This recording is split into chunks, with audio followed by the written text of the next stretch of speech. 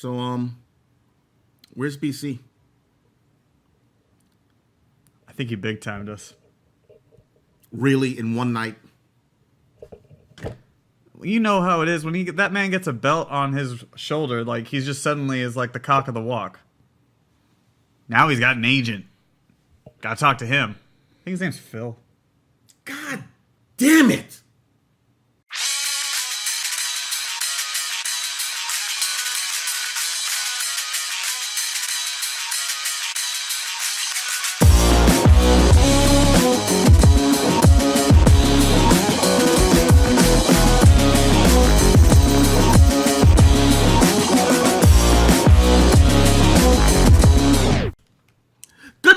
How you doing? What's going on in TV land out there? I am Rob. Matt decided to show up. Yeah. So apparently I hate everybody. Didn't realize that was the case, but I apparently do. So yeah, just decided to make an appearance. You know, I guess I contractually am obligated to show up at least once a month. At least. Yeah, you know, that stupid little honeymoon of mine just kind of got in the way of it all.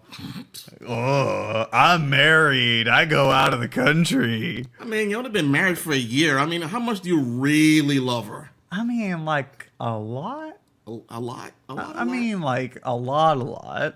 I mean, like, with a kid, it's if they're under 4 years old. I mean, if they die, it's like, how attached are you, really? What?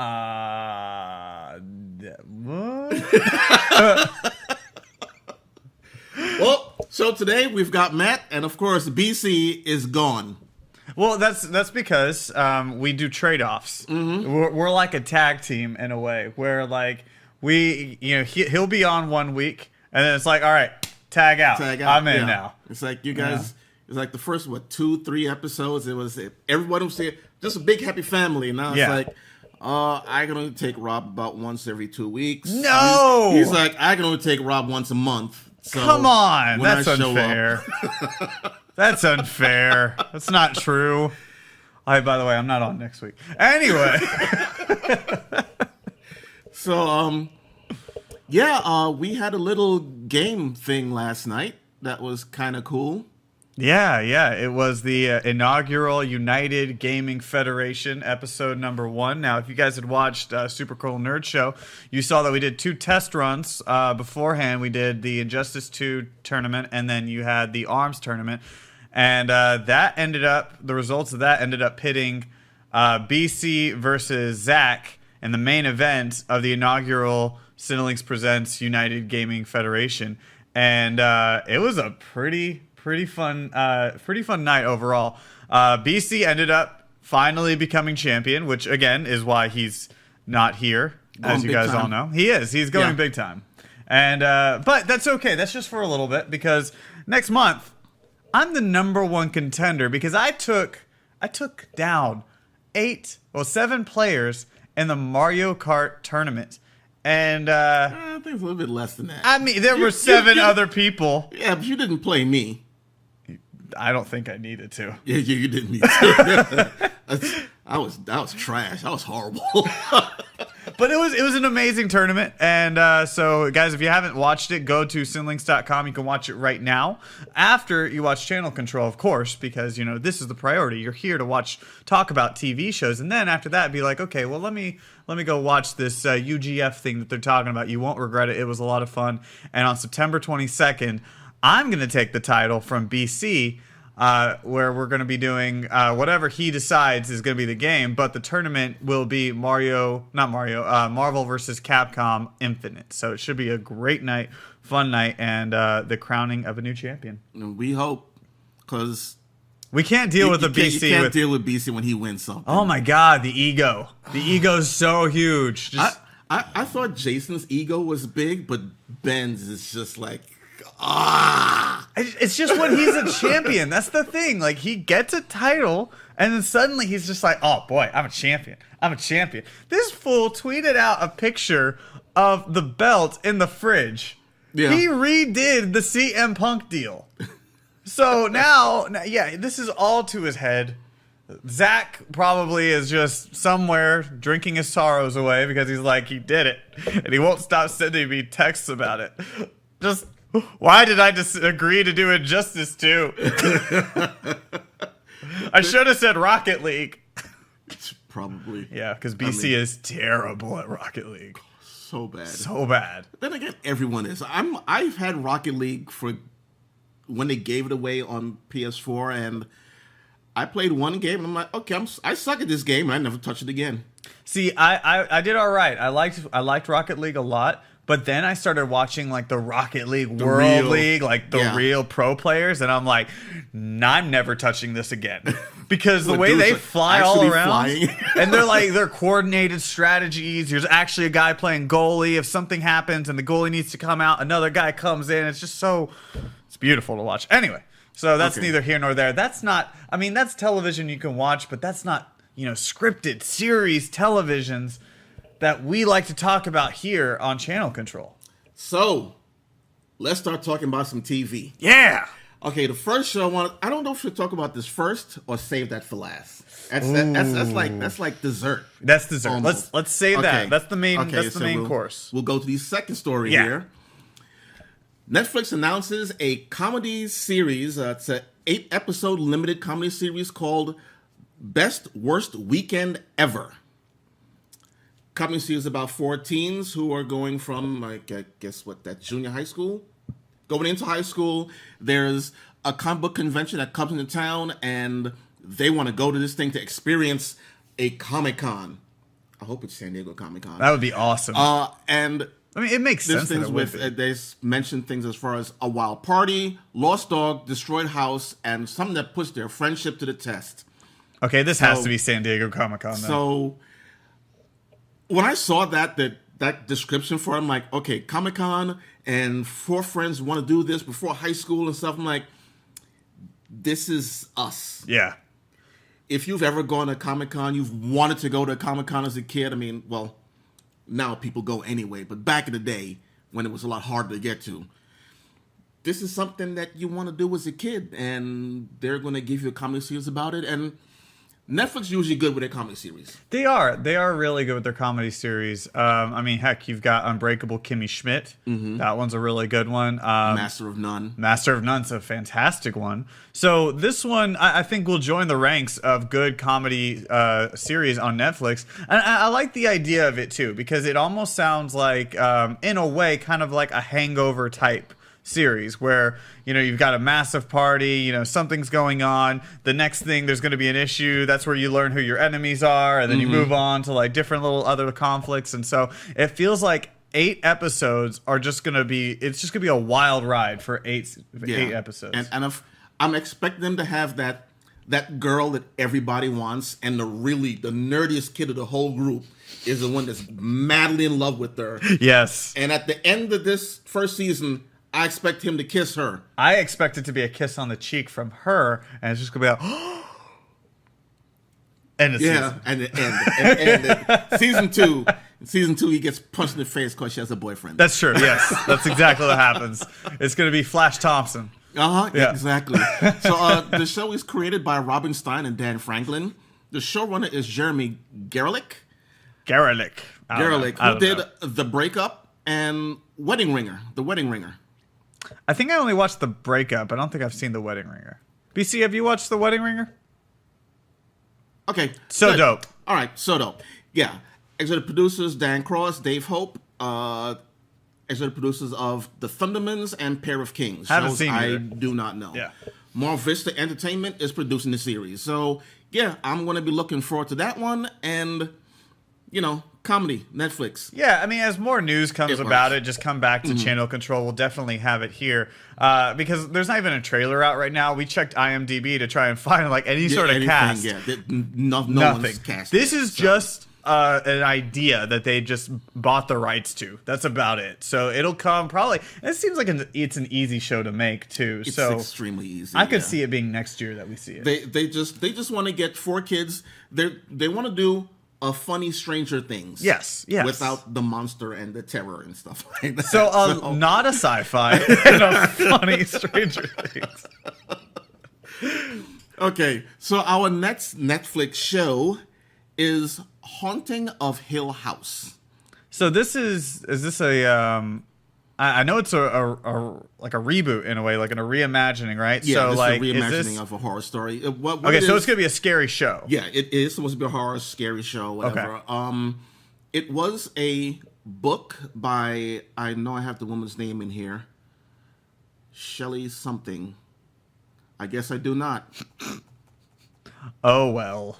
Oh well, Shelley. There's only so much investigative journalism I can do. But yeah, it was a book in the 60s, I think around 63.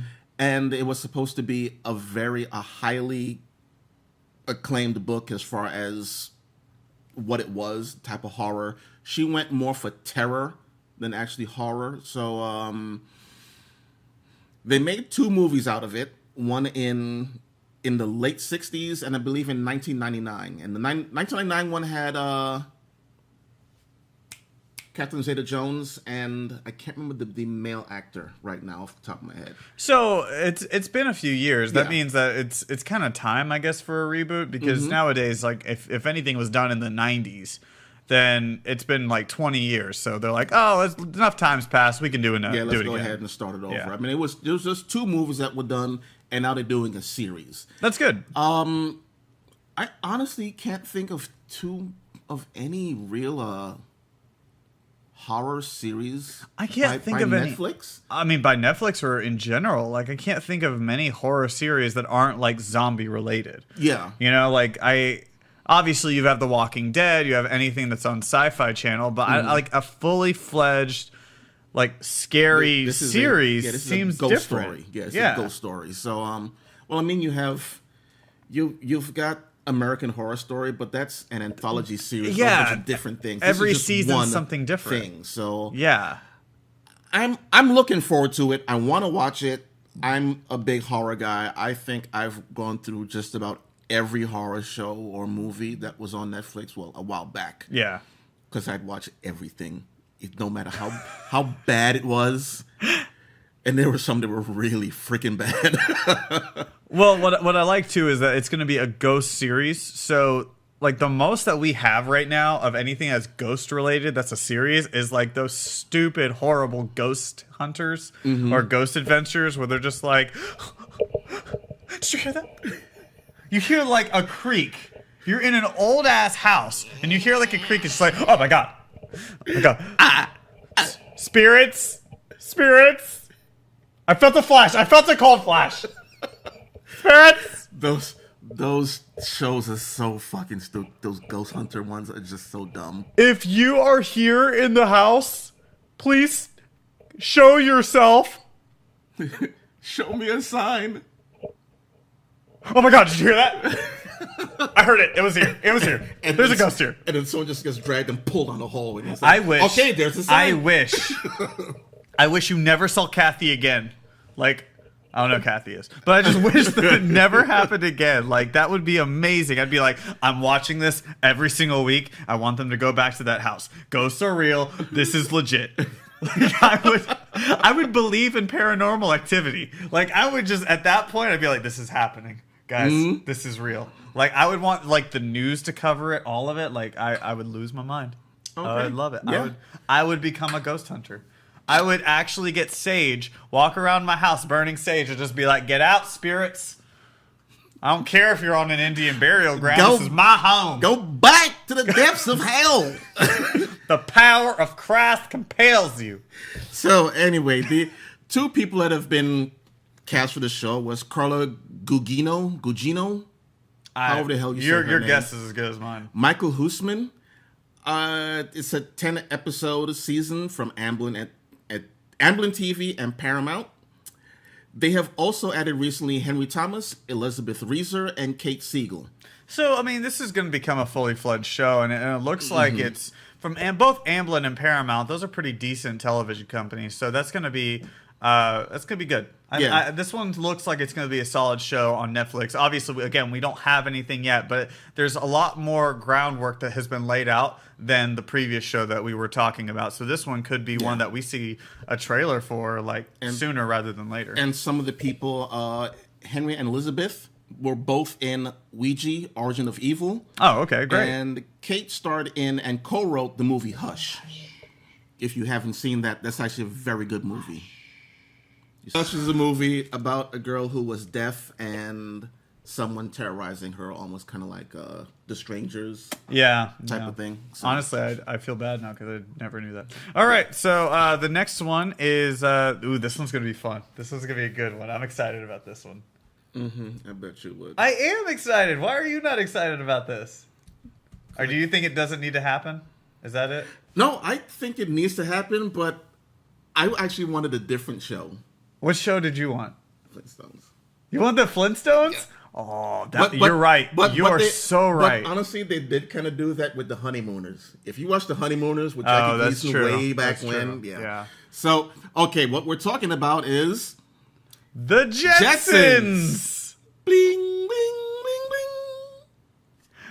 They're doing a live-action show for ABC. I believe that Robert Zemeckis is behind it. Actually, yes, he is. Yes, he is. He is behind it. Now, go ahead and tell us, who is Robert Zemeckis? What has he done before? Robert Zemeckis, he's done a little movie called Back to the Future. Oh, that didn't go anywhere, though. No, that didn't go anywhere. And, god damn it. Cut that out.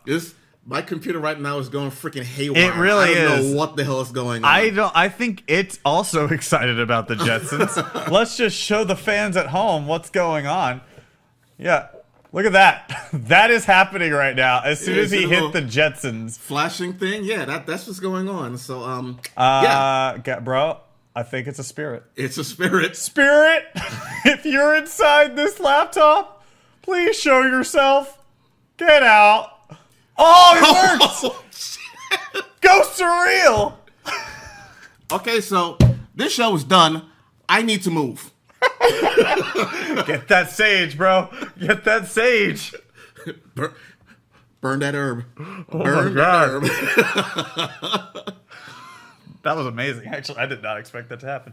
All right, so the Jetsons are being made right now. It's gonna be a live action series on ABC, like we talked about, and I like this. I like this a lot because you also have it being written by a guy, one of the writers from Family Guy. So it looks like it's gonna be one of those funny little series that is coming to ABC. But how will it work with it being live action? Like, I'm curious about that because this is a futuristic show. You're gonna need to have like a pretty much entirely futuristic environment. Not if they don't show too much outside. I mean, even the cartoon itself, the Jetsons stuff either took place in the house or at Spacey Sprockets, his job. Yeah. So the only other times you saw a futuristic thing is when he was driving to work. But yeah, it's usually in a building. So all they got to do is just make a set and just future it up. Yeah, I would assume that there's going to be a lot of green screen involved in this show. Now, Rosie, the housekeeper, I don't know if they're going to stick with the same body type with the wheel that she's rolling around, whatever, do a CGI thing, or they're just going to have some lady just walking around. I don't know. I prefer the cartoon version, but I would too, but I could see them try and cut costs wherever they can and making her like an android.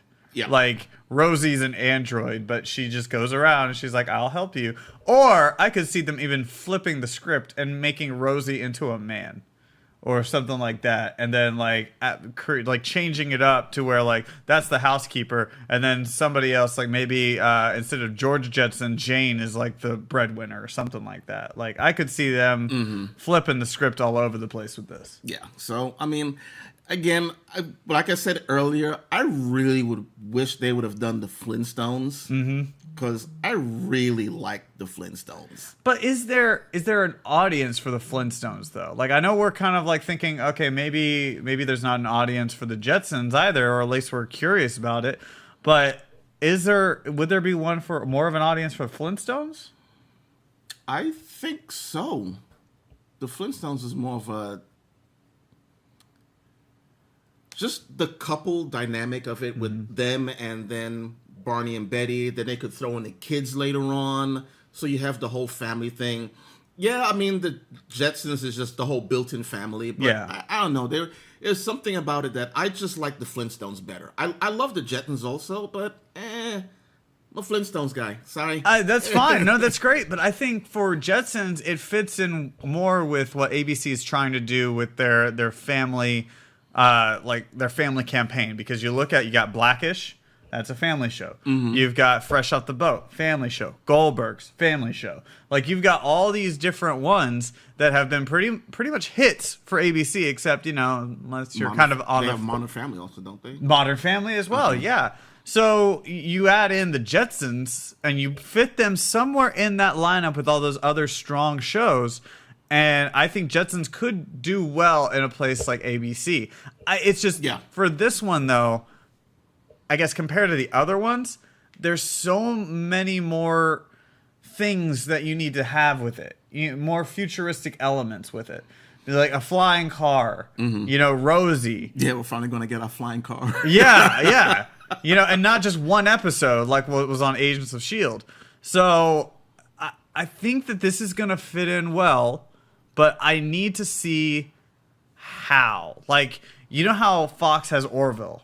And they look like they're doing a lot of green screen, a lot of different elements with that. Mm-hmm. That one for I don't know, however many episodes, maybe 20 episodes, they're going to need to keep that going, maintain that certain amount of CGI that they're using. I think there's going to be a couple episodes where they're stuck in one room to try and save costs.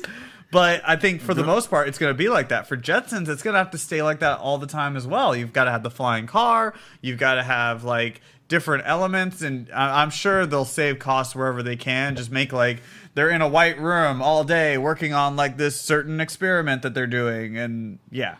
Well, actually, I just want to say that you mentioned the Orville and how they're doing all that stuff. Yeah, there may be some green screen work, but Seth MacFarlane came in a while back and said that he wants to do practicals. He's getting models. Oh, good for the ships and stuff. So, I mean, if they do the same thing, yay. Yeah, I mean, of course, every show is going to have some green screen work in it. Absolutely,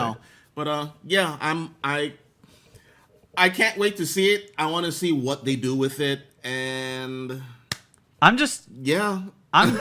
very curious because this is outside of let's just say, really, as far as comedies are concerned, this is the most ambitious project that ABC has signed on to do. So this is going to be very interesting to watch later on. You think so? This is the most ambitious? For comedy, I would say. Okay. All right. For comedy. All right. Yeah. Okay. Yeah. All right. So, the Jetsons will be coming to us. I don't think it's going to be this season. No. They got a lot of time. I don't even see when this is supposed to be out there. I think this is a deal where they just announced it. They don't even have the people involved yet. This is what they're going to do. They're still working on writing it all. And they're going to get the script and then, I guess, redline whatever they don't want, and then boom, set it off. So it's going to be really interesting. This will probably be one that we wait until 2018 to see anything more about it. Yeah, to even hear anything else. So it probably won't be out until 2019, 2020. And that's even if the talks go that long. That's true. Because some of that stuff dies in talks. It very well could. So here's the part of the show that I know Matt has wanted to talk about for so long. Oh, man, so fun. He's binged the entire series so far. Yes? Yeah, I think I did. The Defenders. Yes. Finally come to Netflix. Yeah, man. This is awesome. Wow. Well, this is really cool. Now, I've got a couple of issues with it that you already know that I'll explain to you in a moment. But it's awesome that you finally have a superhero team-up show on Netflix. So the fact that we've been watching all these other characters and now the way that they set it to how they unite is a really cool thing against the Hand. Mm-hmm. I love Sigourney Weaver. I love the addition of her. She's not as menacing as I thought she would be. Yeah, but I thought she's gonna be completely just ugh. Yeah, but at the same time, she's enough. She's enough of that authority figure that you're she's an interesting one to watch. Then Madame Gao is there like every episode, which is great because like in previous series, you know, like Daredevil and Iron Fist, she was kind of that mysterious figure that would kind of come around every now and then. So it's cool. And then as far as the individual heroes themselves, it's cool to see how they all fit in. Because you've got Jessica Jones, who is that salty, you know, I'm a superpowered person. You've got Luke Cage, who is just the immovable object. And then you've got Iron Fist, who I love the fact that they're using him more. That he's using the Iron Fist, which is something he did not do in Iron Fist. He used it more in the first episode than the entire first season of Iron Fist. It's insane. He was just like, bing. Yeah. Flip that switch. Pow. Yeah. And then you've got Daredevil, who is just Daredevil. He's just Daredevil. I mean, come on now. Like, I love it. The one thing I really like to be... Okay, you said you only watched the first episode. I'm up to episode 6 right now. And what I like is Iron Fist can actually fight. Yeah. He is so much better than when he did Iron Fist. I mean, the fight choreography has gone up quite a few notches as far as he's concerned. I have a feeling he actually had training this time. And Yeah. Instead of choreographing it 15 minutes before he's about to do it, he probably actually had like lessons and they went through different treatments because you can't... He probably got with the guys who do Daredevil. And they probably like worked really hard. They worked the shit out of him. Yeah, which is great. That's great. That's exactly what we needed from Iron Fist, and we're getting that in Defenders. Now, the one issue that I had, though, was when Iron Fist gets cut in the beginning. The Sharpie. Yes. Yes. So he's fighting Elektra. He gets cut. Which, by the way, I am telling you where he gets cut. This is the extent of the cut. Okay? So later on, they show him with his shirt off, and they show the cut, and it is from here to here. And it is just a straight red line. It doesn't have any like little gashes. There's no like little stitches or anything. Nothing like that. Nothing like, how skin works. Instead, it was just a red line over his the dragon. Again, and it looked like a Sharpie. Like his teacher was very upset with the dragon artwork and just drew a red line and says, "No, you failed. You failed as the dragon of Kunlun." It just bothers me so much. If you have a razor sharp blade, you will get a straight cut like that. It's usually serrated blades that will leave jagged rips and tears in your skin, but something that's razor sharp, it'll just fink and leave that line. I mean, I know you're not going to accept this anyway. I will not. I will not. I needed to see something distinguishing about it. Like I want to see it bleed. I wanted to see it bleed a little bit more. But no, instead it's just Sharpie. Just a red Sharpie across his chest. Because they wanted to do the whole, we're against the dragon or whatever. Like, I get the symbolism. Don't worry, that's not lost on me. But the Sharpie, you could do better. I don't care if you are cutting costs. As far as... Fire your makeup person. Alexandria, Jason and I looked up something. Well, Jason looked it up, and I was just sitting there to find out more about Alexandria, who this character is supposed to be in Marvel. Now, way back when, there was a character named Alexander Bont. There was nothing as far as the hand, I think, anything like that. I read just a little bit about it, but Alexander was a really bad guy in New York City. He was kind of like he has been retconned to be the kingpin of crime. So who you know as Wilson Fisk, at one time was this Alexander Bont guy. Okay, so he was Wilson Fisk before Wilson Fisk. Before Wilson Fisk was ever thought up. And he had killed a hero in the city called the Defender. Oh, interesting. Yeah, I didn't even know about this Defender character in Marvel history. And this is way back. If you want to, look up Alexander Bont, and they'll tell you his whole thing. I mean, he's just a crime lord, a major crime lord in New York City that they kind of just blew away. So we're thinking that that's who this Alexandria character is supposed to be, Of course, they mix in the hand, since that's been there since the beginning. Yeah. So, yeah, that's what you got, and that's Alexandria. And like I said, I expected her to be worse, but... Now, this is Sigourney Weaver. Yeah, Sigourney Weaver. Just so you know. Sigourney, her character is pretty freaking bad. Mm-hmm. So, don't think just because we want her to be worse. She's just not murderous. Yeah. Just murder. She's... Oh, you pissed me off. Blam! She's lawful evil. Consider that. Extremely lawful evil. Yes. She does everything within the letter of the law. Yep. But it's to benefit her. So what do you think of the series? You're 6 episodes in. I don't think I can justify my opinion just yet because I'm only 1 episode in. So you're further along. What do you think of the series so far? So far, I love it.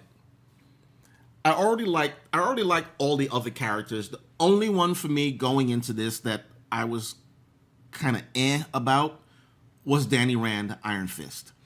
But after seeing him fight in this, and he's actually kind of a central character in this whole story.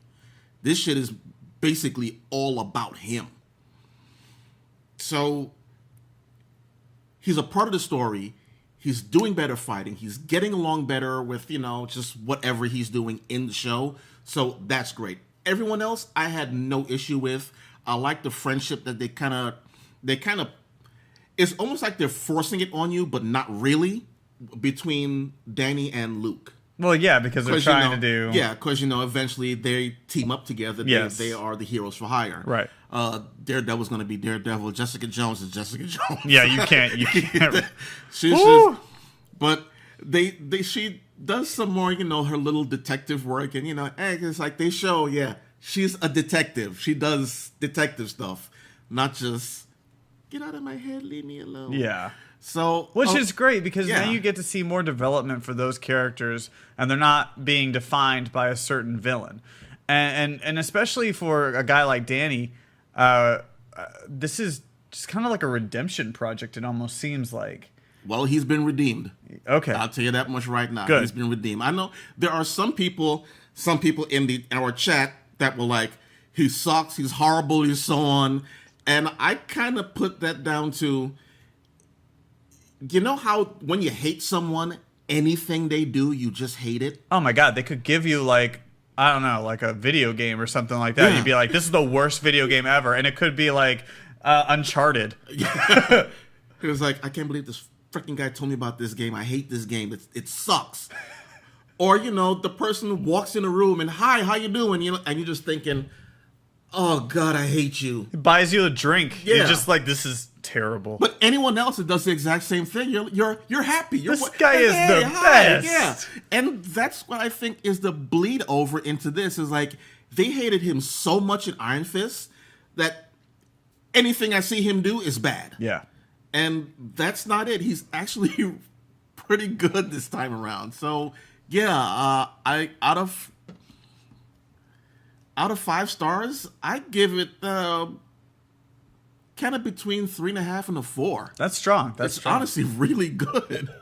Well, it's not just you who's watched a lot of it so far. I mean, I'm excluded because I haven't done a whole lot. But our resident champion, he's been really busy. He's been. I have been very busy. But like our current champion at the moment, he does his normal binging. He watches every single season before it all leads up to it. He just got through Iron Fist, so now he's getting into Defenders, and he actually has already watched every single one. And I know that he's really excited to talk about it. So, BC, the floor is yours. Channel Control, Rob, what's going on, man? Hey, I would have loved to have been there in studio today to help record. Unfortunately, though, I felt that Matt showing back up, he did not deserve to be in the same room as a champion, let alone the championship. So I figured maybe it's best that I just don't come in today. Maybe I let y'all go ahead and handle Channel Control on your own, and maybe next week Matt will get an opportunity to be close to this pretty little UGF gaming championship right here, because we all know I am the one, the only, the greatest champ in the history of all champions. Like, real talk. Like, it's just basic. But we're not here to talk video games. We're not here to talk how great I am. We're not here to talk my amazing championship. What we are here to talk is television. And what's going on right now in television is obviously Defenders. Defenders is going to be the only thing I have to talk about today. It's my channel surfing. It's my best of the week. It's absolutely everything. Now, as y'all remember, I have actually been doing a rewatch of all the old Daredevil, Daredevil 2, Jessica Jones, Luke Cage, and Iron Fist. And I will tell you, I really enjoyed Jessica Jones a lot more a second watch around. I really did. It was a lot better.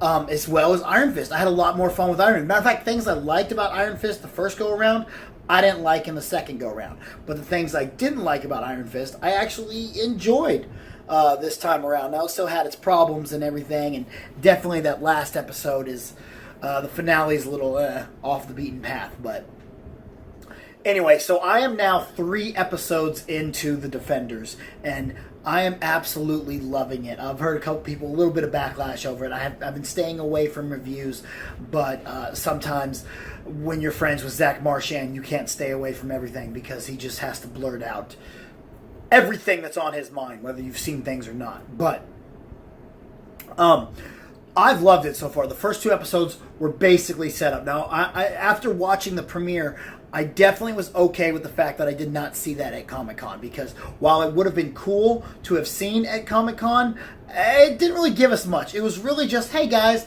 this is where everyone is. And it was really cool to see. It was really cool to see. I don't like the transition between characters very much. I think that's a little weak.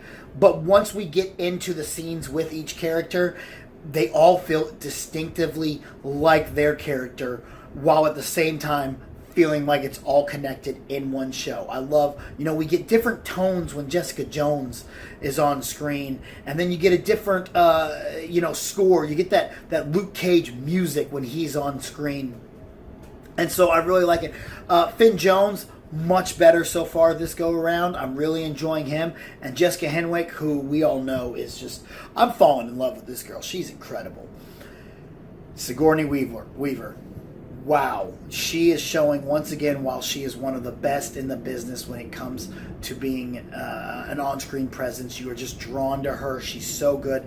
The scenes with her and Elektra where she shows not only is she just, in charge here, but she's a badass too.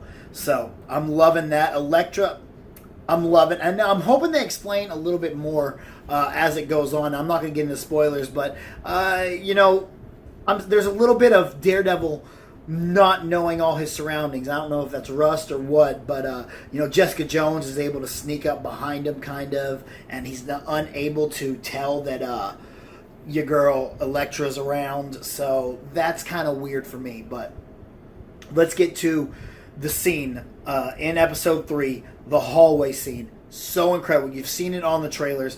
The only thing I don't like is the majority of that scene we saw on the trailers, which was really disappointing to me. I wish they had not shown us any of it, or they would have extended it a little more. The Heroes for Hire stuff, I'm absolutely loving Luke Cage and Finn Jones together, man. When there's a scene where this, again, not spoilers, but there's a scene that they're kind of back to back, and Luke Cage is protecting Finn from bullets, and then the Iron Fist comes out, and we just go nuts with it.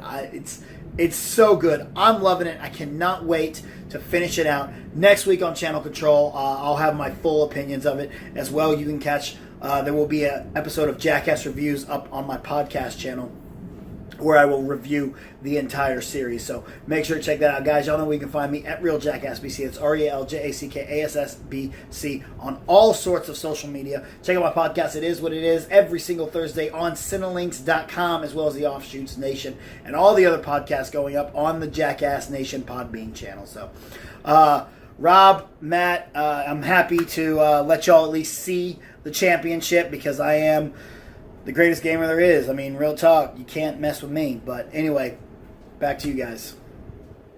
Bro, that's solid. Yep. Solid analysis. Yep, that was pretty good. So we had Defenders. Defenders is good, but we also have the Punisher trailer that got shown after the whole series.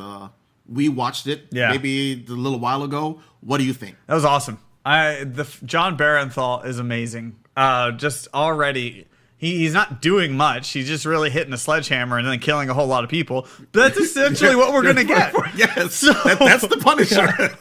So it was. I love it. I'm so ready for Punisher because there's just something about watching a real show. You know, you've got shows like Agents of S.H.I.E.L.D. or something where they use stun bullets or whatever, and you're just like, whatever, that doesn't seem realistic. Mm-hmm. Versus you have a guy in Punisher that it reminds me of like The S.H.I.E.L.D. in a way. You know, like that old show that we all used to watch a long time ago. Like, it's just gritty, it's real, and they're willing to kill people for whatever it will like move them along. And Punisher, that's him. That's that guy. So I'm so ready for this. I'm so excited for. As soon as Punisher went back to Marvel, I was overjoyed. They're gonna have to get a lot of extras and people like, yes, hey, I'm in Punisher, but it's just this episode, and I got like 3 seconds of time before I die. Bro, so Mom, watch it. This is like the Game of Thrones for Netflix. And I say that because don't get attached to a character except for Punisher. Because they gonna die. Well, I'm pretty sure most of the people he's going to kill are just going to be faceless thugs, so. I don't know. I think there's going to be one guy that's going to be like this Russian mobster that's going to be like, you're like, oh man, I like this villain. He's going to be great. Pop! Done. Oh, no, not Sergey. Oh, jeez. Anyway, so the other shows we have in our lineup after Punisher, I believe, well, there's Daredevil season 3. Yeah. I don't know where they're going to go with that. We had a teaser a couple months ago. Yeah.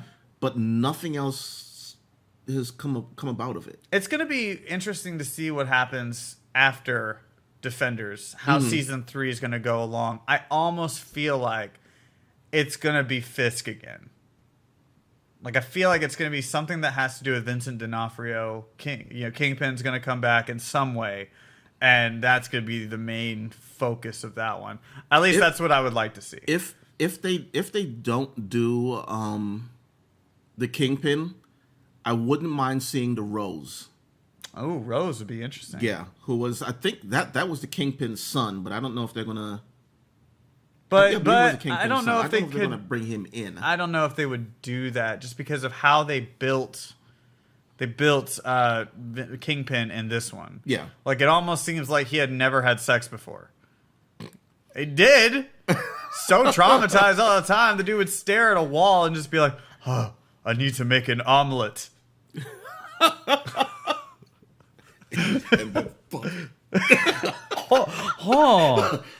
Cut that Still out. hot. Cut that out. Still hot. Don't do that. Right out of the skillet. So Jessica Jones is filming. Okay, Jessica Jones David is starting Tennant's back. If you go to the Channel Control Instagram site, you will see these 7 pictures that I took from somebody else and put it on my site. Stole it. But you know what? I stole it, but everyone does that. Purple Man is back. Yes, Purple he is. Man is back. That's not why I have these. But how can Purple Man be back? He's dead. He's still in their heads. That's right.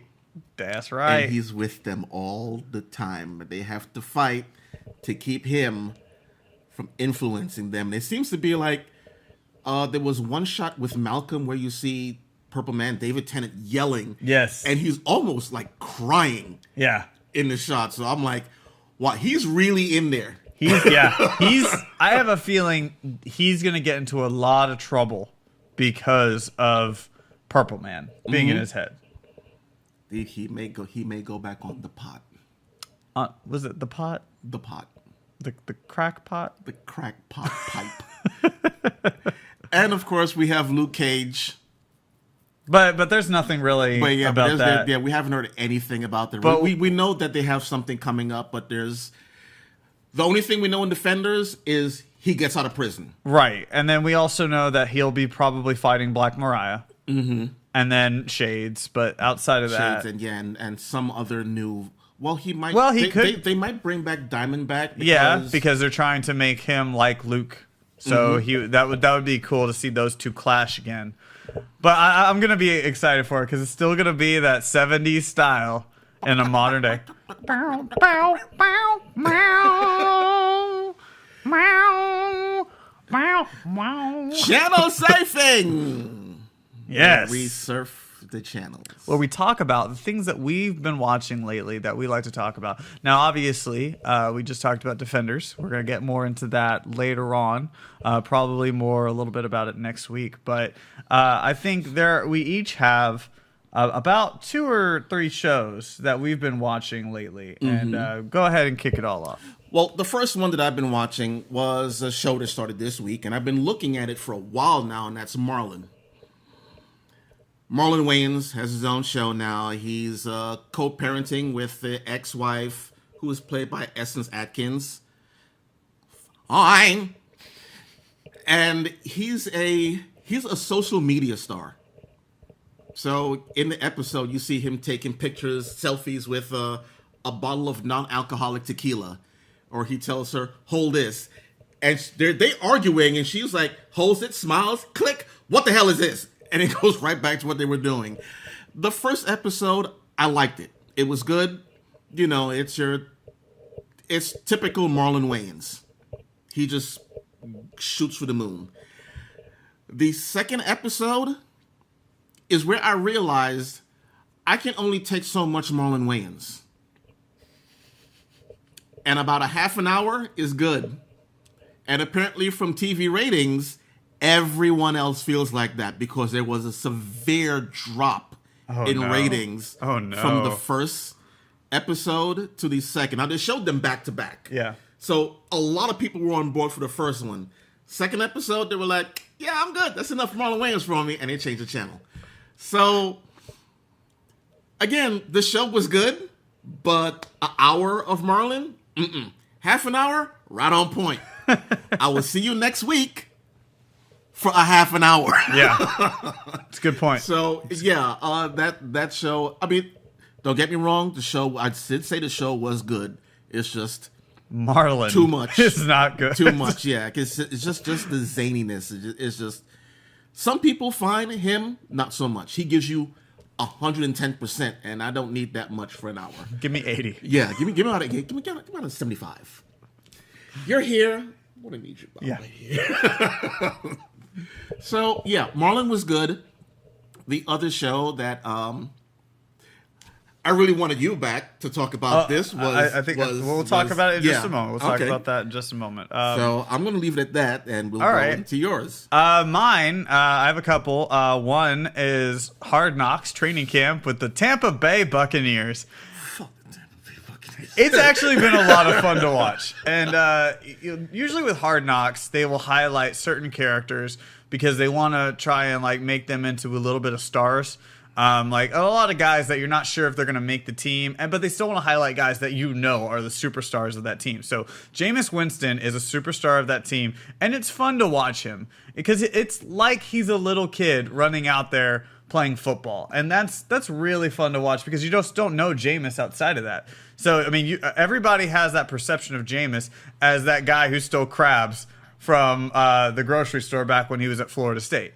This guy is actually a really kind of fun-loving guy, and I love his encouraging persona. So that's been fun to watch. Who do we have? We have Mike Evans is good. Deshaun Jackson's fun, but I'm blanking on the defensive tackle right now. But there's a defensive tackle who is the star of the Tampa Bay Buccaneers, and for some reason I'm losing his name in my head right now. But he is hilarious to watch. He is a lot of fun. They talk about Game of Thrones all the time, which is really funny because they're like, oh, yeah, we're on HBO. Let's talk about Game of Thrones. So that's been cool. Then you've got Roberto Aguayo, who was the embattled kicker. They actually showed him getting released. So we got to watch him be fired. Wow, damn. Nobody should ever have to see an employee get fired. Like, Gerald McCoy, by the way, was the defensive tackle. So nobody should ever see anybody ever get fired.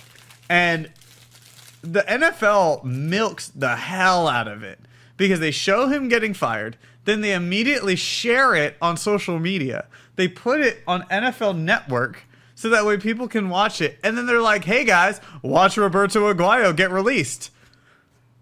Guys, chill out. Yo, that is a new level of petty. Yeah. Like, chill out, guys.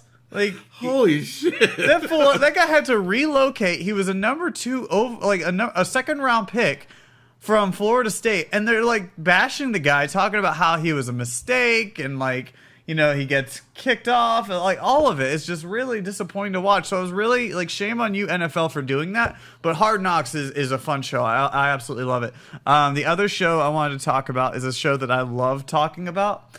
It's that TBS show I talked about a long time ago, Wrecked. I started watching that. Did you? Oh my God. It's so great. I saw the one where he was like, wait, you thought I saw about a kid? No. Yes. No. He was talking about a golf club. He's talking about a golf club, like about how he lost it, and like it sounded like he lost a child. Yes. That guy's such and a he's douche. talking about his girlfriend. Yes. And he's talking about she hated it. She hated it. And the guy's like, oh, did she? Oh, she's a monster. Yeah. What's wrong with her? I'm sorry for you, buddy. Here, take this. Take this water. It was like a neck pillow or something like that. Like, oh, yeah. And this guy's got like a broken leg. He's like, oh, take my neck pillow. I want you to feel better, you know, whatever. And then he finds out it's a golf club. He's just like, just goes away. Just goes away. He was like, yeah, come and get me. And he's eating freaking macadamia nuts or whatever. He was like, the guy falls over. He's like, yeah, I'm not giving anything back. Have you gotten to where are you at on the season so far? I'm in the first season. I just watched the first couple episodes. Okay. The last one I remember is that one with the golf club. Okay. But there's just so much more. I've also been watching another show on their guest house. But yeah, so far with Wrecked, I love it. It's great. It's awesome. It's so good. So in season 2, they end up taking over a cruise ship, and so now they're on a cruise ship trying to get back to civilization. Well, one of my favorite moments so far from the season was whenever I can't remember his name right now, but the Indian kid, he was hanging out with like the ship captain, and like this old like kind of redneck guy that you think would be kind of racist, and so they're talking about. He's like, "Wait a second, you're Indian?" He's like, "Yeah, I'm Indian." He goes, well, hell, my brother-in-law's Indian. And so he starts talking about it, and they start bonding and stuff. And he's like, and later on, he goes, you know, I really thought that you were something else, but you've shown today that there's more to you. And he's like, you know what, buddy? You've got layers. Yeah, he's like, you know what, buddy? I appreciate you saying that. Yeah, you know, but I do have to say, thank God there ain't no Mexicans on this boat. And he goes, oh, there it is. And just walks down. So it's been great. I absolutely love this show. They've, like, more recently, the boat has been destroyed a little bit because there's a guy who, he's an extra, but they gave him more of a prevalent role. And so he comes in from time to time and he's just like, hey, he goes like, hey guys, what's going on? And he's like, who are you? Corey, it's me. Come on. So they show like old scenes of like, you know, them doing something and Corey's in the background just like, you guys watching this? Like, it's so great. So he has a love interest in Florence, but Florence likes the main character, and like those two are actually hooking up. And so, like, in a fit of jealousy, he blows up the engine of the boat, and then he ends up like, he ends up framing the guy by like writing in a journal, like doing all these different things. And he's just like, but why would he say this? Oh my goodness. Yes, he obviously did it. So right now, the season finale of season 2 is about to happen next week. And the boat is currently sinking. So they're trying to figure out what to do. And the main character and his buddy are locked up at the moment because the crazy extra guy, Corey, locked them up. And he's like gone upstairs, and he's just like, oh, like he bashed himself in the head to try and be like, oh, they escaped. And so, like, he goes upstairs, and he's like, yeah, they escaped, they're gone. They're like, what do you mean? Oh yeah, but what was that? What was that? That creaking? What's going on? He's like, oh yeah, the boat's sinking. What? So it's great. Seriously, Go watch Wrecked. This is one of those shows that it's so good. If it ever gets canceled because people weren't watching it enough, I will be so upset.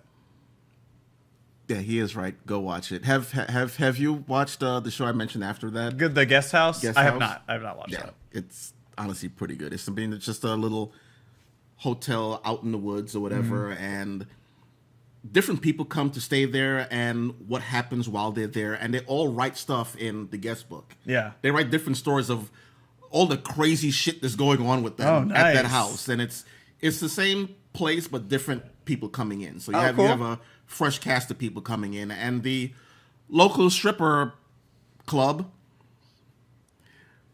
Any guy that goes in there, the owner takes it to a back and gives them a special show, and they record it, and they try to frame them or they try to extort money out of them afterwards. So yeah, wow, that's funny. I mean, not as hilarious as Wrecked, but it's still funny. All right, so, yeah, I'll have to check that out. So before we get into anything else, BC, do you have any shows you want to talk about? That's a really good point. He's got a really good point. We have not talked about Game of Thrones. We do need to talk about Game of Thrones. We haven't. Actually, we did. He just wasn't here. Oh, really? We have? Kind of. A little bit. Sad day. Well, you know what? That's fine. I've been talking about Game of Thrones on It Is What It Is with the Jackass, which premieres, I believe, every Thursday. Now on Cinelinx.com. Yes. Wow, there's a lot of stuff going to Cinelinx.com. Well, there is a lot of things going on Cinelinx.com, and including channel control is on Cinelinx. You've got It Is What It Is. You've got SCNS Live. You've got the Father Gamer Podcast. You've got the brand new esports entertainment show, UGF, United Gaming Federation. So there's that. Just all kinds of different things that you guys should go check out, including news and different reviews. Like, I wrote 2 reviews this past week. One for Madden NFL 18. Do not ever play long shot. If you ever play long shot, I swear to God, you will hate yourself. You will want to rub salt into your eyes because it is the worst experience in Madden I've ever played in my life. Do not ever play that ever again. Seriously. And then I also wrote a review about Telltale Batman Season 2. That's a fun game. All right. Okay. So, Game of Thrones. Like, currently, we're over the map, and right now, the channel control building has been made. Yeah. And so we go inside. That's where we are. So, last week I talked about how I was so wrong. Like I talked about before it started, I was like, yeah, the first episode is just going to be filler. There's not going to be anything happening. I just hope that Arya does one cool thing. She did. Or someone dies. They did. Arya did a cool thing, and a lot of people died. Yep. Did you ever watch that poker rap I sent you? Poker rap? No. Okay, so I sent you a link for a poker rap. That's Dorkly did it. It's the Game of Thrones poker rap. And it's all the deaths that have happened. And they rap every single death. And at one point, they get to, like, extras. And they're like, soldier, prostitute, soldier, prostitute. It's so great. And then they finally catch up to here. And at one point, they're like, another baby. Seriously? Another baby. I'm not doing this anymore. I can't. I have to? Okay. Walder Frey. Like, it's great. So go check that out. That was really funny. So yeah, which one do we go into? Because it's just so much. It's been great. It's been a fantastic season. Right now, last episode was Eastwatch, and there was a lot of things that happened in this one. I mean, Jorah Mormont came back. He's joined Khaleesi again, or Daenerys, but he is now being sent off to the Wall because him. Like Jon Snow, Gendry's back, but he's also going beyond the Wall. Then you've got the Hound. You've got Beric Dondarrion, Thoros of Myr, and there's one more that I'm currently not remembering right now. But there's yeah, so you're better than Tormund. me. Tormund, you're better than is me. over there. I don't remember nobody's name. Oh, yeah. Well, There's so many names I don't know. These are my guys. That guy. So all 7 of them ended off the last episode going beyond the wall because they have this really stupid plan. Let's just call it what it is. It's probably the dumbest idea I've ever heard of. To take a white, which is, a reanimated dead person, back to Westeros to show Cersei, which is also a stupid idea, so that way they could get support and go up beyond the wall to fight the army of the dead. People gonna die. I like how everything online labels them the Suicide Squad. Seriously, they are. This is a suicide mission. There's 7 people. They're going beyond to fight dead things. This is Suicide Squad. So it's. I mean, all the dead So things people tend to are travel gonna in die. packs. Yes. And right now they're marching, so it's an army just going through. How are you going to find just one? Right? It's like Lay's chips. Yeah. Can't just have one. Once you pop, you just don't stop. But I guess they're going to Pringles. find that one straggler. I No, guess. they are. This is going to be stupid. So already the previews have shown, and if you decided to watch, the leaked version, you already know this is old news for you. But so far they have shown that they're going to get into a fight with the army of the dead, and the White Walkers are going to show up, and they're going to get into a fight with White Walkers. I think we can only guarantee that Jon Snow is the one person that will not die. Yeah, I remember they showed a clip like after the episode with them just run. Yeah, this is dumb. All right, so this is something that we did on Is What It Is, but I want to get your thoughts on it. Who do you think is going to die? Who do you think is going to survive? Out of that group? Out of that group. Jon will survive. Jon will survive. Who's the dude with the flaming sword? Beric Dondarrion. Yeah. And I don't know if Mormont will die or just get cut off from the rest of the group. He has bad luck with everything. He has a lot of bad luck, yeah. I'm thinking he may just get cut off and be assumed dead. Yeah. And then pop back up. As he does. Sometime next season. Because they see, I'm back. Hound will live. You think everybody else dies? The rest, I don't know. And of course, because of names and stuff. All right, so I would say Jon lives. I think we both agree on that. Yeah, Jon definitely. I agree with you that the Hound will live. Beric Dondarrion, I think, dies. Thoros of Myr dies. I think Gendry stays alive. I swear to God, if Tormund dies, I will be so pissed. And then I would say Jorah dies, but I don't know. Like, that one's kind of a toss-up too, because Jorah's a guy that I almost feel like he's gonna die just protecting Daenerys. He's gonna die at some point. We all know that. Yeah, that's why I'm thinking like. But yeah. I almost feel like that's gonna be the thing that happens. So that's me. But it's going to be really, really interesting to watch. Now, I'm trying to look up the list to see whatever, but it's just moving too slow. So, moving on, we've got Arya, who is currently following Littlefinger, trying to figure out what the plan is with him. Why, he's always in Sansa's ear and talking to everybody else, but then he turned the tables on her. I thought Arya was like, she's onto him. Yes, finally. And I'm like, there's something wrong here. Yes. And then the very end where he's just standing in the hallway like... Yeah. I've been watching I was you. like, you son of a bitch. But I don't think Littlefinger is going to be Arya's demise. I think... No. But I think Littlefinger will be the reason why Arya gets expelled. Why she gets, excommunicated from Winterfell. I think he's been planting the seeds to let Sansa become the Warden of the North. Or the Queen of the North, I should say. And I think he's going to do whatever he can to wiggle his way into that so he can become the King of the North. And then it's going to be a deal where somewhere in between that, he's going to convince Sansa that Arya is no longer Arya and that she's a feral beast or she's dangerous and she needs to be out.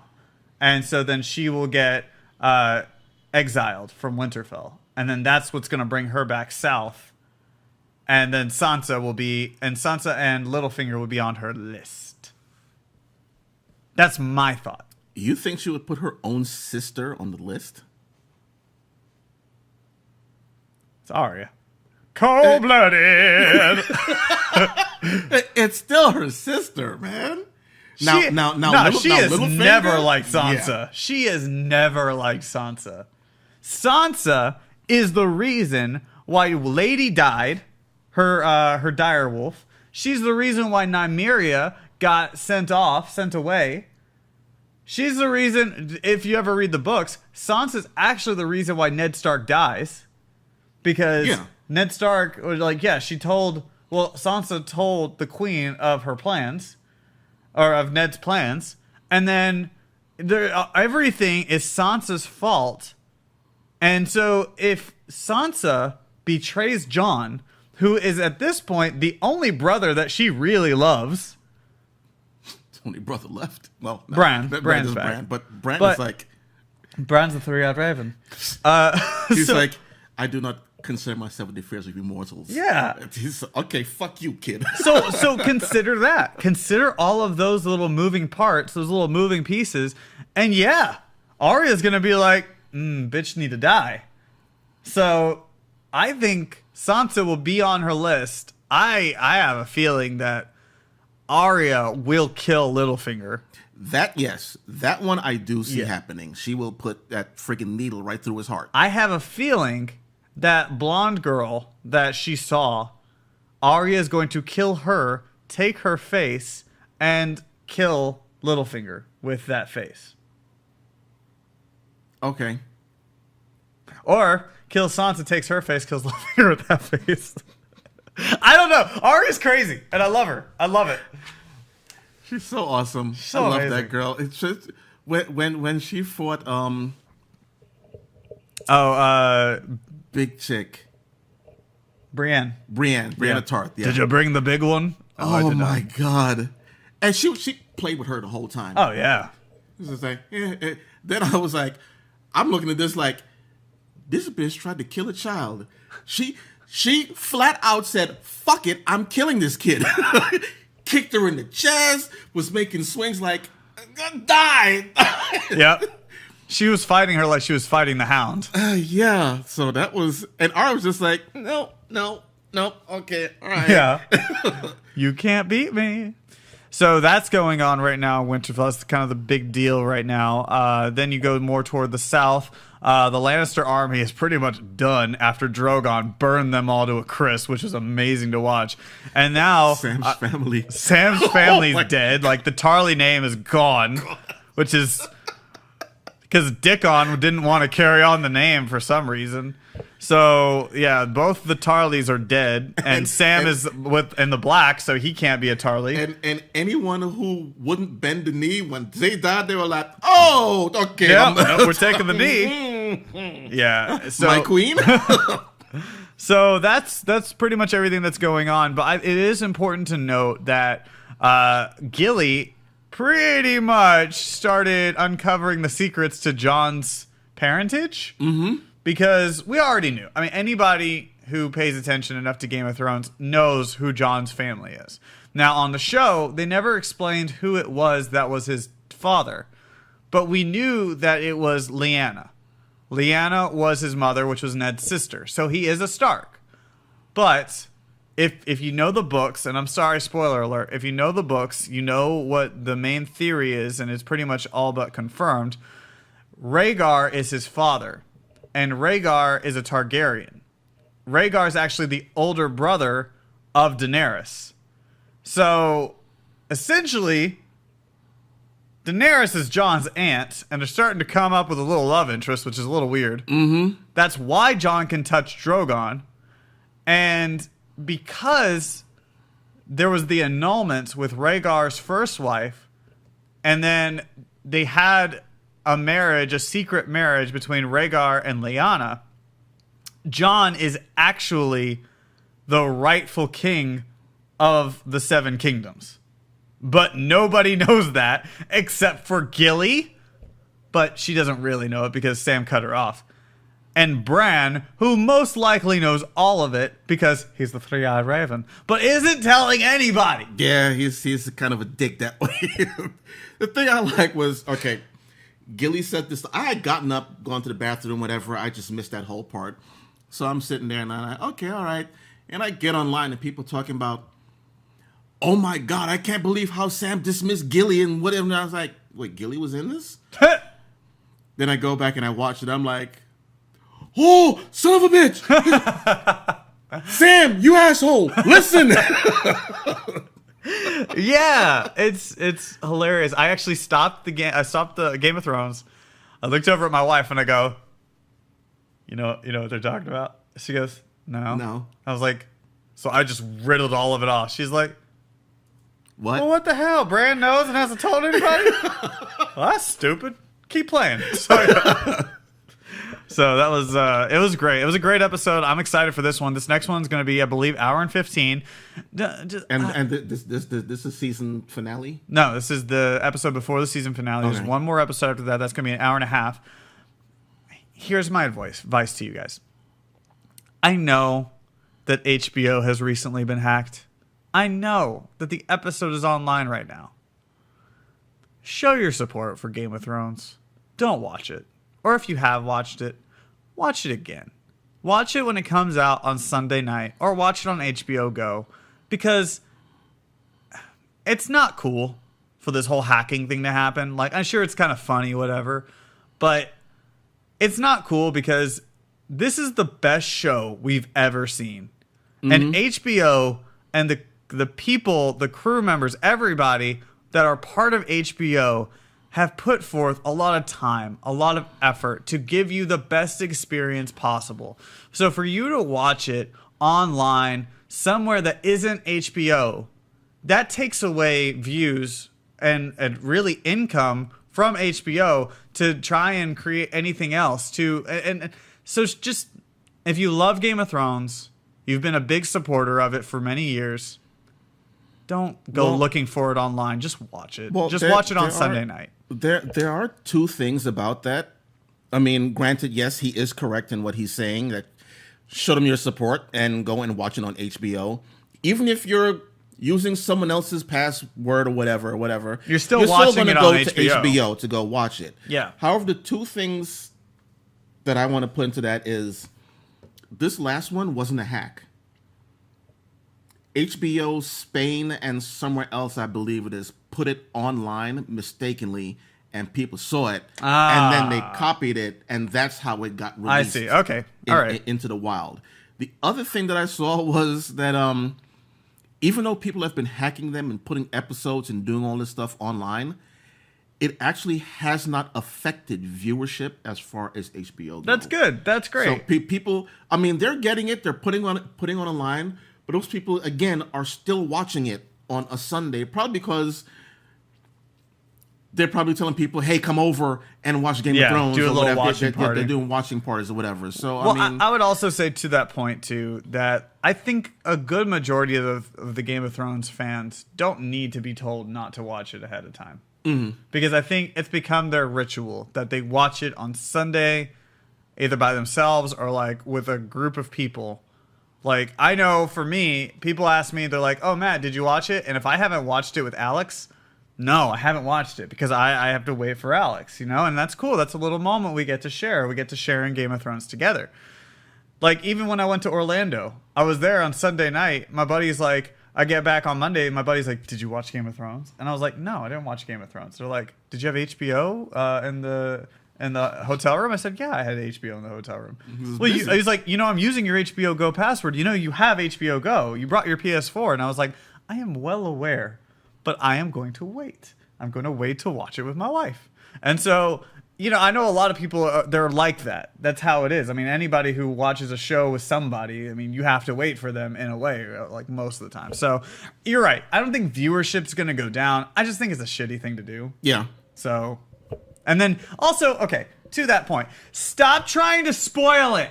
Okay? Yeah, all that part, yeah. All the people that have watched it, shut up. Okay? Start talking about it on Monday or Tuesday, okay? Then at that point, you can talk about it. But if you want to just come out and just be like, oh my God, can you believe who died?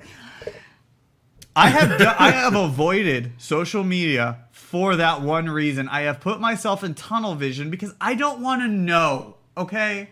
I don't care about the fact that you got to see it before anybody else. And let me just tell you, if you wear that as a badge of honor, nobody cares. You're not cooler for having seen Game of Thrones before anybody else. Okay? Thanks. Love it or leave it. Leave anybody who spoils. We actually have some stuff that's been canceled and stuff that's been renewed. Yeah. And Hooten and the Lady Never watched on it. CW. It was a mid-season replacement show, whatever. It was never going to last with that name. It was kind of the romancing the stone kind of thing. You know, guy treasure hunter with the British lady or something. Yeah, and I watched part of an episode. I tried to watch the episode and then I'm watching part of it because it's horrible, and I see why it's being taken off the air. So. Again, the name Hooten and the Lady. That's no. Like, why did that get greenlit? I just want to like scribble something on a piece of paper, hand it to the CW, and just get money. Because that's essentially what happens with these stupid shows that get greenlit. Blurger, blah, blah. Do it! That's a show! At Midnight with Chris Hardwick is going away. I've never watched it anyway. I know people loved it. We had games on at AllCon and different cons here. Inspired by it. But it was at AllCon, and Onliners was ended up being what it was named. I actually hosted Onliners once. It was fun. It was good. But I liked the show. It was cool because you got to get different comedians highlighted, and they did their own little things and different fun little games, and it was a cool show. It's unfair to say this. I just am not a Chris Hardwick fan. Like, there's nothing against the guy. Like, I don't know the guy personally. It's just, I think his style just, I never really liked it all that much. So he hosted the show. I kind of got exhausted with it in a way, so I stopped watching it. I know a lot of my friends kept on watching it. And then I just kept seeing Chris Hardwick on Walking Dead and like all these other different things, the whole talking stuff. And he started bringing in the people that were on at midnight, and I was just like, I'm done. Like, I'm done. Like, if you want to do a talking show, let me hear from the actors. Let me hear from the directors. Like, I don't need to hear from like some comedian who's a super fan. And I'm like, I don't care that much. So the fact that it got canceled, I mean, it sucks because it was a fun show. But at the same time, like, how long were they really going to do it? Chris Hardwick is a busy guy right now. Chris Hardwick is not going to starve because that show's going off the air. Exactly. He's got a lot of things going on, and he still has Nerdist. If he doesn't do TV again, he's got Nerdist. Yeah, I'm pretty sure he was exhausted doing all these different things, and then you've got a show at midnight, which was, I believe, a live show, but it aired on 12 Eastern at midnight. So he was doing it at 9 o'clock at night. So that meant he was prepping for all of it, and it was a daily show. He was prepping for all of it like hours before, got done with it, was probably so exhausted, went home, woke up, got back to Nerdist stuff, doing Talking Dead, like all these different things that guy does, and it's just having one thing less on his plate is always good. More power to him, though. Yeah. I'll give him that much. I wish I had his fucking empire. I agree. I agree. Hey. I just don't like his style. That's just my whole thing. Okay, so the renewed shows, both of them I have not watched, but I believe one of them, Love Connection. Yeah. Now, I watched the earlier version, like the one in the 80s with I forget the guy's name. This is 2 and 2, whatever.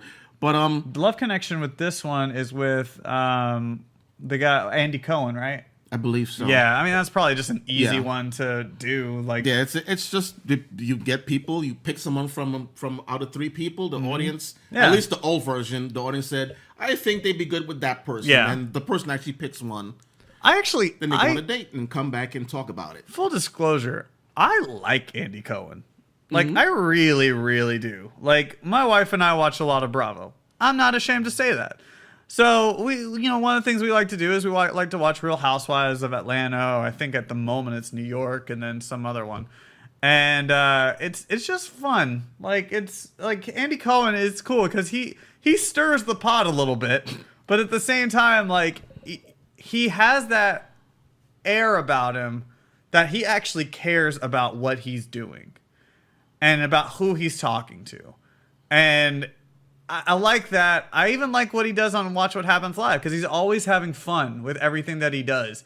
And he started himself a little empire. And if you ever read his book, he's actually kind of a remarkable person for everything that he's done. So I like Andy Cohen. If he wants to do Love Connection, fine. I mean, it's a cheap show. He gets paid, so who cares? I mean, I like the original Love Connection because of the black couples. Mm-hmm.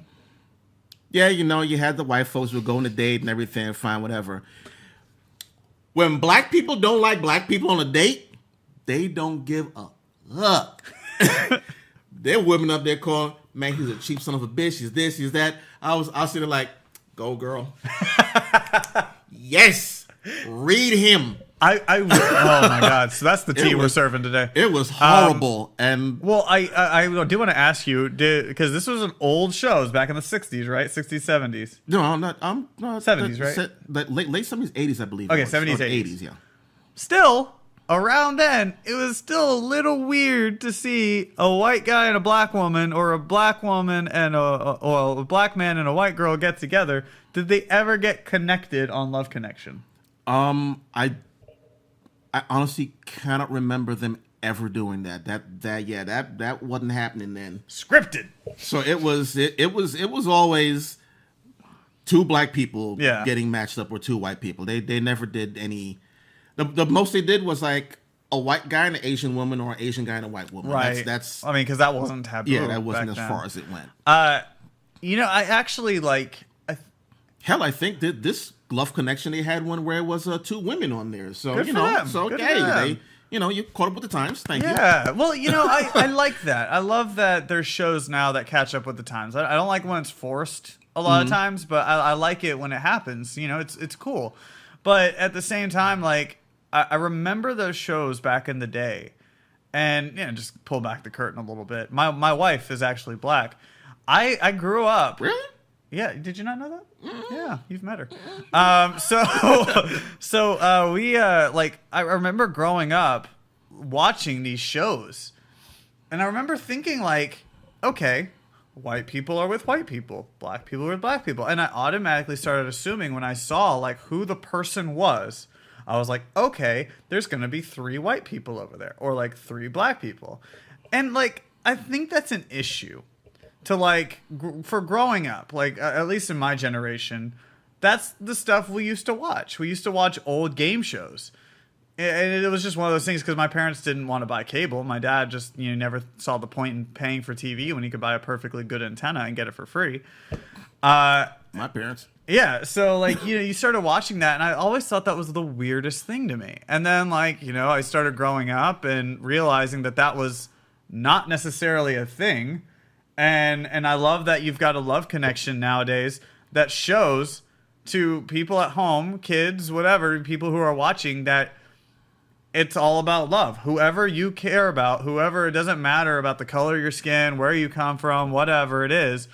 Like, if you love somebody, that's you. That's all good. And we happy for you. Doesn't matter. So I'm happy to do that. Sorry to get on a soapbox for a second, but I think it's really cool that they do that. Yeah, so yeah. The other show is the Ozarks. This is cool. Like, I actually have not watched the full season, but I watched one episode. It's breakneck, bro. Like, did you ever watch Breaking Bad? Yeah, okay. I watched Breaking Bad. Think of it as kind of in that same vein, but with Jason Bateman. Mm-hmm. So no, I know I've seen the previews on Netflix when I'm go flipping through whatever, and it's like I never seem to have the time to watch it. Yeah. I've got all the time in the world. I just don't put it on. Mm-hmm. But at some point, I'm going to watch this thing because it does look good. It's interesting, and it's Jason Bateman. Yeah, and Jason Bateman's great. Here's the thing about Jason Bateman. That fool plays the same character in every single thing. It's like you're watching the same character in just a different environment. Neurotic guy who's trying to hold everything together. Yes. And he's just like, let's just see what he is as a drug dealer. That's the Ozarks. That's like Jeff Goldblum, who played the same character in everything. Yep. The only thing that we know that Jason Bateman has range, or at least we know that he can do something else, so we have proof, is in Dodgeball. Was when he was a commentator. And he was like, which we use constantly now. Oh, it's so great. Yeah, like it's a bold move, Cotton. That's great, See Cotton. how it plays out. Probably his best role I've ever seen. Yeah. Outside of Arrested Development.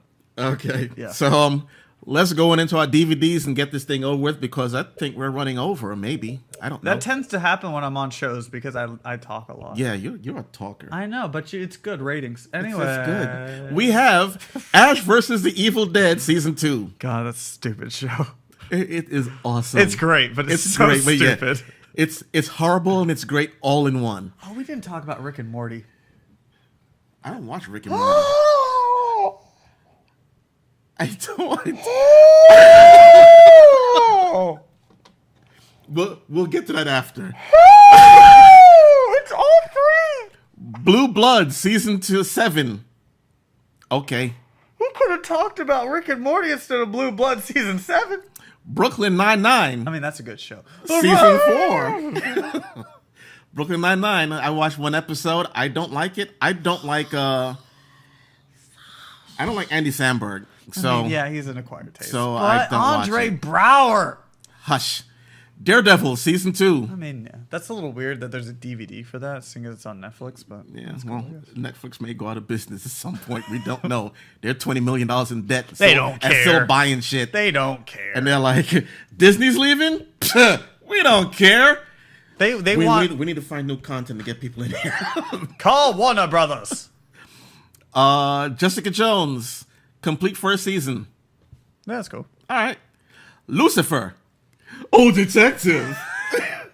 My dear detective, I'm an angel. Can I see you naked, detective? What's wrong with you? Why do I bleed when I'm around you, detective?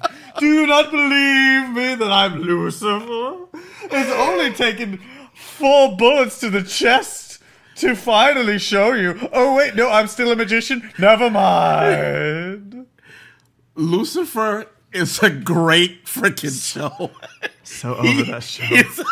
So over that show. I still like it. I haven't gotten tired of it Trisha yet. Helfer, you're my mother. I'm Lucifer, Trisha Helfer. So Lucifer for me went from a Hulu watch to I need to get home to watch Lucifer. Oh my goodness, I can't. So yeah, can't watch that show it's actually anymore. moved up for me. That's good. Glad they have one viewer. And NCIS LA Season 8. Bro. Why the fuck is this show still on? LL Cool J. LL Cool J and Robin, Chris O'Donnell, is on there as well. Talk about it, BC. He knows. He knows what's up. Okay, all right. Yeah, I'm expecting these shows to crash and burn like the freaking CSI shows did. I don't know, man. It's on CBS, and old NCIS, people watch NCIS LA and and NCIS New Orleans. New Orleans. See, the thing is that NCIS is a show that a lot of older generation watch because it reminds them of those like Hawaii Five-0 shows, which was also a show. And so there's a Hawaii Five-0 show on.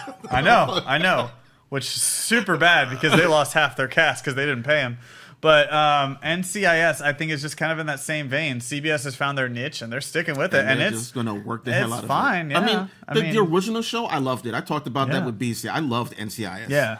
I just stopped watching after a while. And this is their CSI. I put it on recently, and it's like, Wilder Valderrama's on it. And I'm like, who the hell are all these people? They change people out. Like, every 2 or 3 seasons, they just change everybody out, except for the one guy and the girl who does the forensics. Yeah, she's going to stay there forever. She's kooky. The guy that played the Proby in the very beginning. Yeah. His like stepfather is in charge of the show, so he's like, as long as Daddy has that show on TV, he's got a job. Oh yeah. So and Gibbs is awesome. Gibbs is always there. Supergirl, complete second season. All right, I didn't like it. I'm okay with it. I'm all right. I mean, I wouldn't buy the DVD, The fact that they're bringing back her love interest just annoys the crap out of me. Like, he annoyed me. Like, every single episode. Why do you hate Love? I love Love. I talked about Love. I love it. I hate that guy. I hate their love. I love Love. I just don't like him. I don't like. I love Love. I don't like their love. That's my thing. And The Walking Dead season 7. That was a good season. That was a good season. Yeah, that's gonna be it. Balls to the wall when that comes back in October next month or 2 months from now. I hope so. I actually I got to catch up on the comic books. Yeah, because I got to the point where Negan was introduced and all that stuff, and then you got to see just how sick that guy is. So yeah, I want to see more Negan because they gave us some, and it wasn't enough. And every time it was like, man, this is getting boring. Oh, Negan. Yeah. Oh, burn somebody's face off. Oh, take this guy and throw him into the freaking furnace. And they start getting boring. They just give you Negan when they feel it's getting drawn out. So it helps a lot. So, that's our show. Yeah. I have not watched Rick and Morty. Ricky and Morty.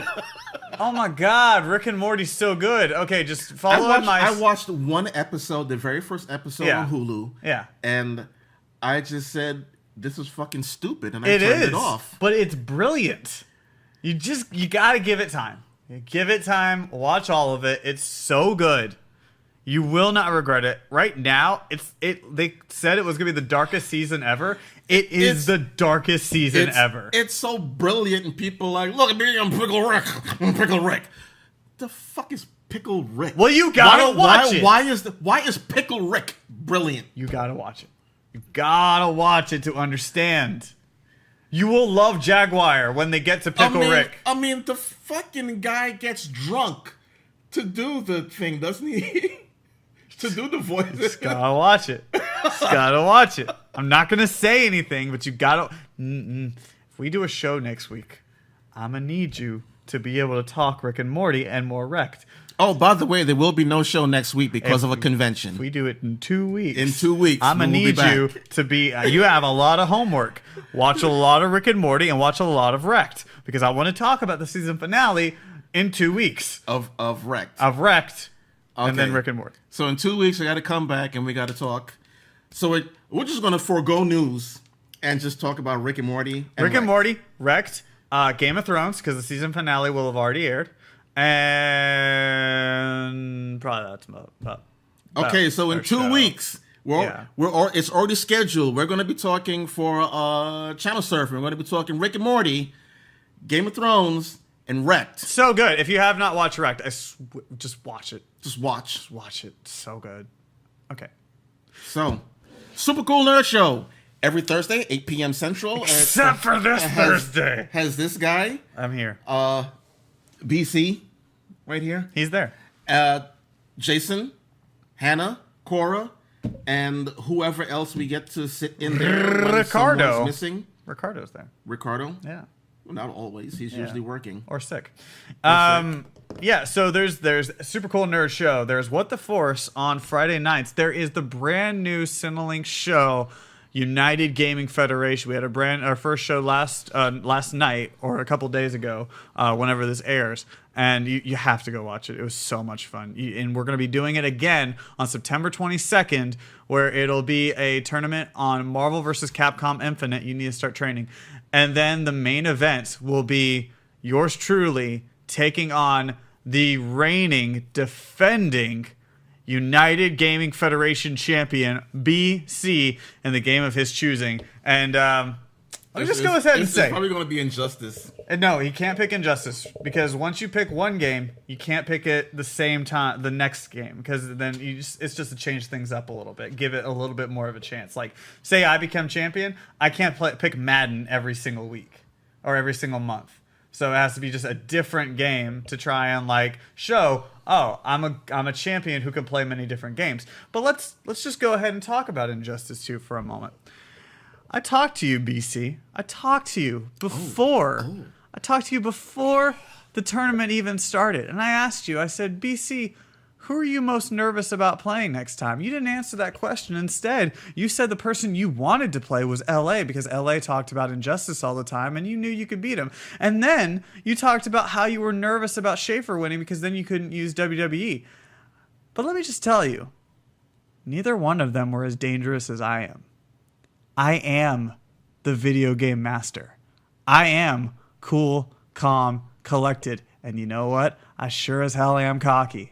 So get ready, because September 22nd, you're losing the belt. It's coming home with me, and it's going to look so good right here on my shoulder, and it will never leave that spot. I cannot wait to hear what you have to say about this, because, buddy, it's not going to be Injustice 2. You talk about how you're always beating everybody. You've never been beaten in Injustice 2. You're not going to be playing Injustice 2. And I'm going to beat you. All right. So, what kind of tea was that? Was that chamomile? Chai tea? Earl Grey? What? God damn. Everybody getting serious with this shit. That's right. Everybody wants to be champion. So, you can find me at Move the Joystick. You can also find BC. Go ahead, BC. Tell us your place that you can find me. Obviously. Yep. You can find yourself at Entropy 1, but all that stuff is down below in the description box. Everybody's socials for Twitter is right down there. You can just look down there and see where to go. And also, don't forget for Cinelinx, where this show is powered by Cinelinx. It is on Cinelinx every single week. So check out Cinelinx also for any news reviews, any game reviews, and more. Because Cinelinx, movies, games, TV shows, geek culture, UGF. Yeah. That's us, Cinelinx. All right, guys. Also, don't forget to tweet and use Instagram to tell us what TV shows you love. Go to Channel Control, right? The Twitter is Channel Control? Channel Control. Go to the Channel Control Twitter, tweet at us, tell us what TV shows you love. We'll talk about it right here on the air because there are so many shows that are out right now that we probably don't even know about. So, guys, tell us what you love. We'll talk about it. We'll look into it. We probably know about it. We just don't watch it. Probably. There you go. But until then, keep tuning in to more Channel Control.